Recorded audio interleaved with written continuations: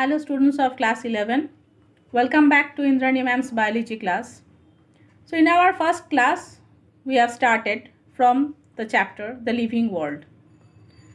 Today, we will continue with the same chapter. We will know about the different classification processes, in which steps the classification is done.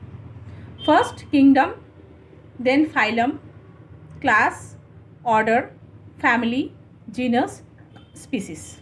This is the taxonomic categories into which the classification of the organism is done. So we will learn from the species portion, from the lower to the higher category we will know today. Okay. Now species, what is species? Species is a group of the individuals that have similar morphological characteristics and they are able to freely interbreed among themselves in nature to produce the fertile offsprings. Okay, the individuals of a species also represent the population of that species in a given time and they are reproductively isolated. Now, in the organisms where sexual reproduction is absent, that is in monodons, in protistas, other characteristics like the morphology, cytology and biochemistry, these are considered. Genus, what is genus? It is a group of the related species which have more characteristics in common as compared to the individual species of other genera. And family is a group of related genera that are more similar to each other than with the genera of other families. Order, it is an assemblage of families together related with another in a few characters. A class consists of organisms of related orders like Carnivora and Primata. These are the orders of the class Mammalia. Now next is a phylum. Phylum include all the organisms which belong to different classes having few characteristics in common. And the broad classification into which this organism has been classified is the kingdom. The kingdom, it include all the organisms that share a set of definite characters. So the broad organization of this kingdom of this entire classification is the kingdom. Understood? Till this much today. From the first chapter, we will start our second chapter now only. So our second chapter is the biological classification. Now what is biological classification? First you have to know. Biological classification is the scientific arrangement of organisms into groups based on their similarities and dissimilarities and then arranging the groups of hierarchy of categories that reflect their relationship.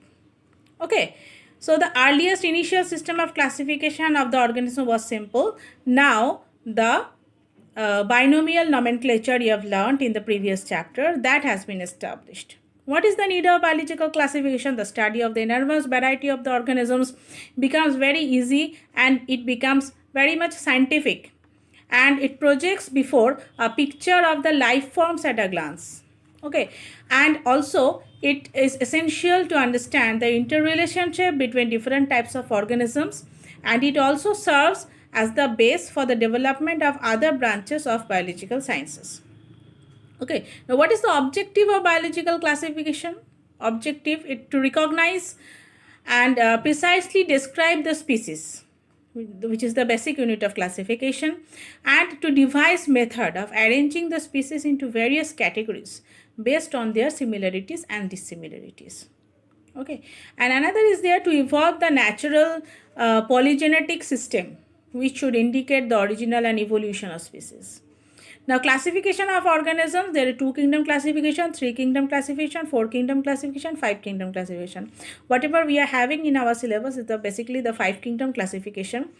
R.H. Whitaker, what he did, he proposed a 5 kingdom classification of all the organisms except virus based on different criteria. What were the criteria?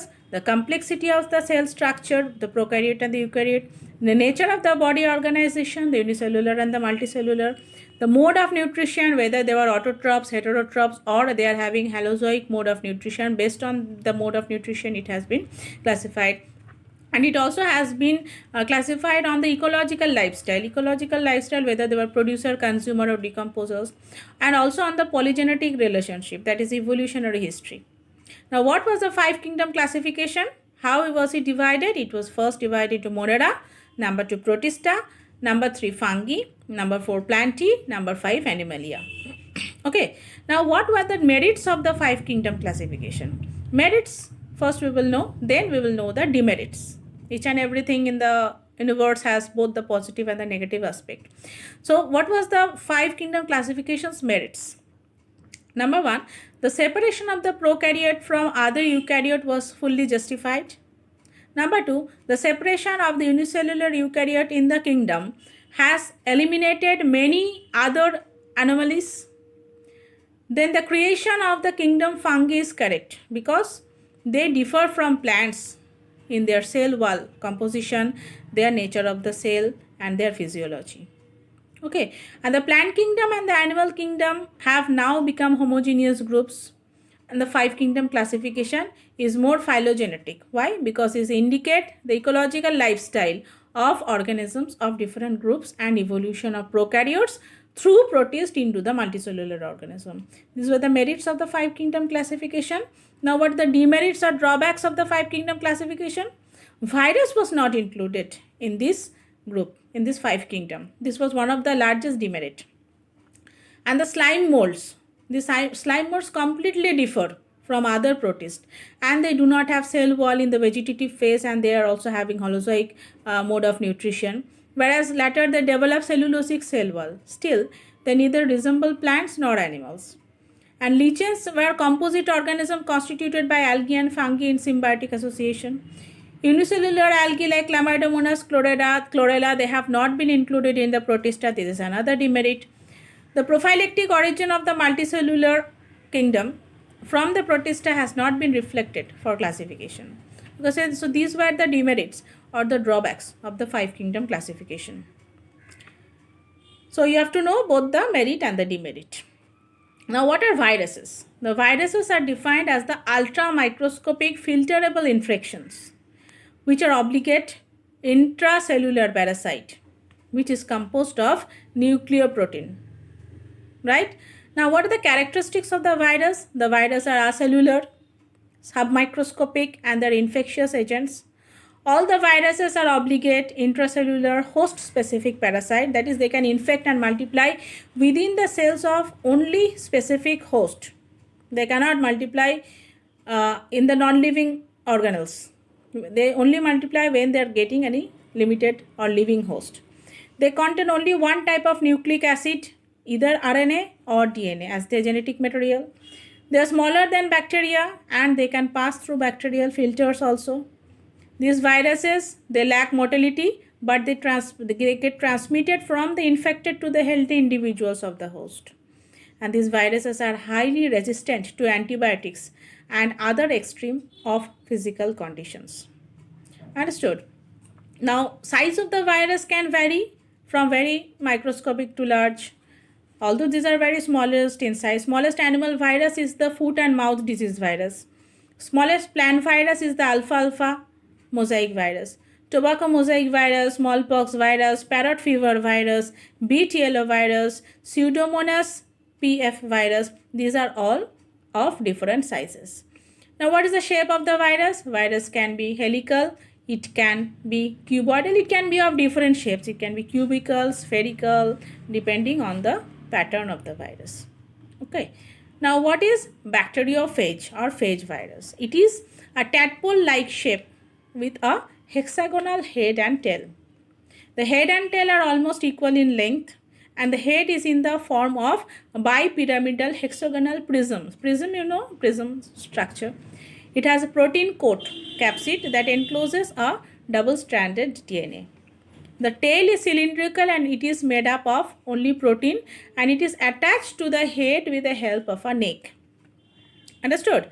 And it has core tube with a diameter of 80 angstrom, which is filled with lysozyme type of enzyme, and the core tube is surrounded by contractile sheath, and the basal end of the tail has hexagonal end plate. So this is the structure of the bacteriophage. You have to draw and label the diagram of the bacteriophage virus.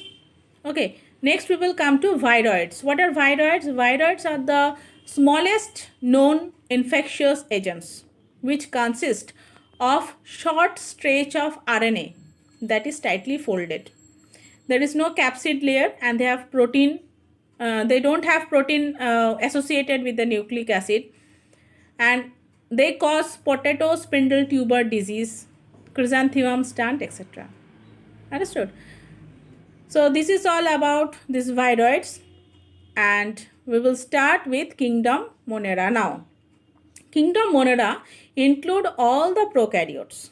So it is also known as prokaryota. Okay, the members of this Monera have descended from a common stock which is known as progenote. These characteristic features of Monera, what are these? These organisms are the oldest, most primitive and the simplest type of organisms, prokaryotic cells. Okay, they are microscopic, unicellular or colonial. They can be motile or non-motile also. Cytoplasm does not show any streaming movement, and the chromatophores are the members. The chromatophores are the membranes in this cytoplasm which bear pigment, and they are found only in the photosynthetic portion. Okay, flagella is present. Nutrition can be autotrophic, saprophytic or parasitic. Most of this reproduce asexually by the process of binary fission or spore formation. So most primitive prokaryote is the Archaebacteria. And methanogens are the obligate anaerobes. They occur in the marshy areas, flooded rice fields, etc. Halophiles live in highly saline condition. Okay, thermoacidophiles are those bacteria which live under very high temperature and highly acidic conditions. They possess enzymes which are thermostable. Understood? Now, bacteria was first observed by Anton van Leeuwenhoek in 1676. This was the first time when these bacteria were found. So, till this much today. We will continue the remaining portion in our next class. Thank you.